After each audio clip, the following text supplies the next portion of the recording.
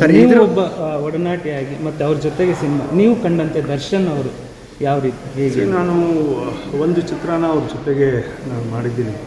ಸುಮಾರುಗಳು ಹತ್ತತ್ರ ಒಂದು ತಿಂಗಳೇ ನಾವೆಲ್ಲರೂ ಕೂಡ ಜೊತೆಗಿದ್ವಿ. Basically very hard working film. ಆಮೇಲೆ ದರ್ಶನ್ ಒಂದು ಸ್ವಲ್ಪ ಅವರಿಗೆ ಆಗಿರ್ತಕ್ಕಂಥ ಒಂದು ಆ್ಯಟಿಟ್ಯೂಡ್ ಇದೆ. ಬಟ್ ಇದರಲ್ಲಿ ಕೊಲೆ ಮಾಡಿಬಿಟ್ಟಿದ್ದಾರೆ ಅಥವಾ ಮಾಡಿಲ್ಲ ಅಂತಕ್ಕಂಥದ್ದು ತೀರ್ಮಾನ ನಾನು ಮಾತಾಡೋದಕ್ಕೆ ಹೋಗಲ್ಲ. ಮತ್ತು ಯಾಕಂದರೆ ಇದು ಸ್ವಲ್ಪ ದೊಡ್ಡ ಕೇಸ್. ಹಾಗಾಗಿ but A nice fellow, hard working fellow. ಭಾಳ ಕಷ್ಟದಿಂದ ಬಂದಿದ್ದಾರೆ. ಅವ್ರ ತಂದೆಯವರು ಒಬ್ಬರು ಕಲಾವಿದರಾಗಿದ್ದರು. ಅವ್ರ ಜೊತೆಗೆಲ್ಲದೂ ಕೂಡ ನಾವು ಕೆಲಸ ಮಾಡಿದ್ದೀವಿ. ಹಾಗಾಗಿ ಇದನ್ನು ಒಂಚೂರೆಲ್ಲ ನಾನು ನೋಡಿದಾಗ, ಯಾಕಂದರೆ ಒಬ್ಬರು ಭಾಳ ಕೆಳಮಟ್ಟದಿಂದ ಬಂದ್ಬಿಟ್ಟು ಒಬ್ಬ ಸೂಪರ್ ಸ್ಟಾರ್ ಆಗಿ ಇದ್ದಂಥ ಸಂದರ್ಭದಲ್ಲಿ ಈ ಥರ ಆಗಿದ್ದು ಭಾಳ ದೊಡ್ಡ ದುರಂತ ಅಂತೇಳಿ ನಾನು. ಸರ್ ಆ್ಯಟಿಟ್ಯೂಡ್ ಅಂದರೆ ಯಾವ ಥರದ ಆ್ಯಟಿಟ್ಯೂಡ್ ಅಂದರೆ what I mean to say is, ಒಂದು ಎಲ್ಲರಿಗೂ ಫ್ರೆಂಡ್ಸ್ ಅಂದ ತಕ್ಷಣವೇ ಫುಲ್ ಬಳಕೆ, ನಾನು ಅವ್ರ ಜೊತೆಗಿರಬೇಕು, ಅವ್ರ ಸಂತೋಷನೇ ನನ್ನ ಸಂತೋಷ ಅಂತಕ್ಕಂಥ ಭಾವನೆ.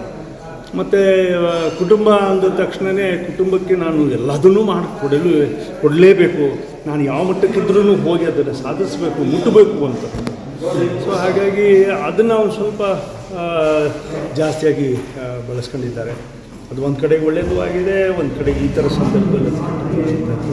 ಸರ್ ನೀವು ಹೇಳಿದ್ರಿ ಕಲಾವಿದರು ಅಂದರೆ ಮೊದಲಿಗೆ ಅಣ್ಣವ್ರ ಹೆಸರು ತಗೊಬಿಟ್ರಿ, ಅಲ್ಲಿಗೆ ಕಲಾವಿದರು ಒಬ್ಬ ಕಲಾವಿದ ಹೇಗಿರಬೇಕು ಅನ್ನೋದಕ್ಕೆ ನೀವೊಂದು ಉದಾಹರಣೆ ಕೊಟ್ರಿ. ಒಬ್ಬ ಕಲಾವಿದ ಆದಂಥವರು ಒಬ್ಬ ಸಮಾಜದಲ್ಲಿ ಒಂದು ಮಾದರಿಯಾಗಿರಬೇಕಾಗುತ್ತೆ. ಜೊತೆಗೆ ಒಂದು ಕೆಲವು ಸಲ ರಾಜಕಾರಣಕ್ಕೆ ಹೋದಾಗಲೂ ಕೂಡ ಎಷ್ಟೋ ಪರ ವಿರೋಧಗಳು ಬರುತ್ತವೆ ಸರ್. ಅಂಥದ್ರಲ್ಲಿ ಈ ರೀತಿಯ ಪ್ರಕರಣಗಳಲ್ಲಿ ಹೋಗುವಂಥದ್ದು ಕಲಾವಿದನ ಬದುಕಿಗೆ ಮತ್ತು ಚಿತ್ರರಂಗದ ಮೇಲೆ ಯಾವ ರೀತಿಯಾದಂಥ ಒಂದು ಪರಿಣಾಮ ಬೀರ್ಬೋದು ಸರ್? ಇದು ಬಹಳ ದೊಡ್ಡ ಪರಿಣಾಮ ಬೀರ್ತದೆ. ಯಾಕಂದರೆ ನಮ್ಮ ಕಡೆ ಇರ್ತಕ್ಕಂಥ ಅಭಿಮಾನಿಗಳೇನಿದ್ದಾರೆ ಅವರು ಇವ್ರನ್ನ ಭಾಳ ದೊಡ್ಡ ಮಟ್ಟಕ್ಕೆ ತಗೊಂಡೋಗಿರ್ತಾರೆ. ಎಲ್ಲೆಲ್ಲೋ ಒಬ್ಬ ಕೂಲಿ ಮಾಡೋನು, ಒಬ್ಬ ಆಫೀಸರು, ಒಬ್ಬ ಮಗ, ತಾಯಿ, ಇಂಥವ್ರ ಬಗ್ಗೆ ನಾವು ಆಮೇಲೆ ಚಿತ್ರದ ಪರದೆ ಮೇಲೆ ನಾವು ಒಳ್ಳೆಯದನ್ನು ಹೇಳ್ತಾ ಬಂದಿರ್ತೀವಿ, ಆ ಒಳ್ಳೆಯದನ್ನು ಮಾಡಬೇಕು ಅಂತೇಳಿ ಅಂದ್ಕೊಂಡಿರ್ತೀವಿ. ಬಟ್ ಈ ಥರ ಎಲ್ಲ ಆದಾಗ ಏನಾಗುತ್ತೆ ಅಂದರೆ ಒಂದೇ ಸರಿಗೆ ನಮ್ಮ ರೋಲ್ ಮಾಡೆಲ್ ಯಾರು ಅನ್ನೋದನ್ನು ನೋಡಿದಂಥ ಪರಿಸ್ಥಿತಿ ಬರ್ತದೆ. ನಾವೆಲ್ಲರೂ ನಮ್ಮನ್ನು ಡಾಕ್ಟರ್ ರಾಜ್ಕುಮಾರ್ ಅವ್ರನ್ನ ಒಬ್ಬ ರೋಲ್ ಮಾಡೆಲಾಗಿ ನಾವು ತಗೊಂಡಿದ್ದೀವಿ.